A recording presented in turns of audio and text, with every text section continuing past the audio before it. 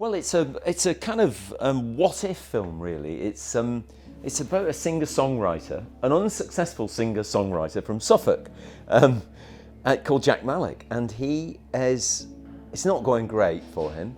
Not many people turn up to see him sing, and he's 27, so he's thinking about giving up, packing it in and going back to teaching.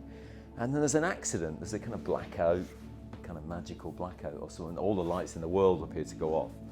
And when he wakes up, there's an accident, and during the blackout he gets hit, knocked off his bike by a bus. When he wakes up in hospital, everyone seems to have forgotten the Beatles. I mean, properly erased. There's no record of them anywhere on Google, on vinyl, on CD, on the radio, books, nothing.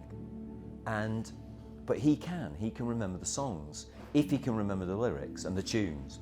And he starts to play them. And he's astonished, of course, that people don't seem to know who he's talking about. And gradually, the temptation arises to start building a career out of the Beatles songs. So he's discovered by Ed Sheeran, who's a local guy as well, who's also a singer-songwriter from Suffolk, as chance would have it, who hears his stuff hears him playing In My Life on the radio or on the TV. And he promotes him to the support act in his group, and he goes to Moscow and plays USSR, back in the USSR, and it just goes on from there. That's one of the love stories in the film. It's a love letter to the Beatles music, that part of it. But there's another love story, which is that his relationship with his best friend and sort of manager, unpaid manager, she's actually a school teacher, Ellie, who's played by Lily James. And it's the unrequited love thereof. And it's a romantic comedy, and he finds out that his true destination is not an Everest of fame and riches, it's something else, really. Obviously, the idea that the Beatles, they're such an extraordinary, ubiquitous they're so woven into the tapestry of our lives, really, of so many different generations, that what was thought to be ephemeral pop music has become actually something that's lasted over half a century and become deeply embedded in our consciousness and literally in the way we live our lives. I thought the idea of them disappearing, you thought, oh my God, that's a wonderful little premise.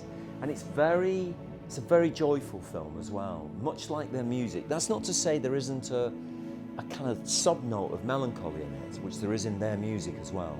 But it's a very joyful film, which their work amounted to. So that was a wonderful thing to spend the summer making a film about that, with basically a bunch of friends in Suffolk, an area that's not much seen in British cinema, and filmed in some wonderful towns, particularly this little town called Galston, which is actually in Norfolk, sort of just south of Great Yarmouth, but it's a great beach town, a kind of unremembered beach town, a forgotten beach town, a bit like the Beatles, really.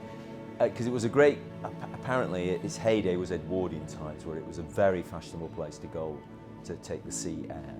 But it's fallen since then. But I hope this film will do a little to revitalise it, actually. And we're going there tomorrow to have a little premiere there for the local people tomorrow.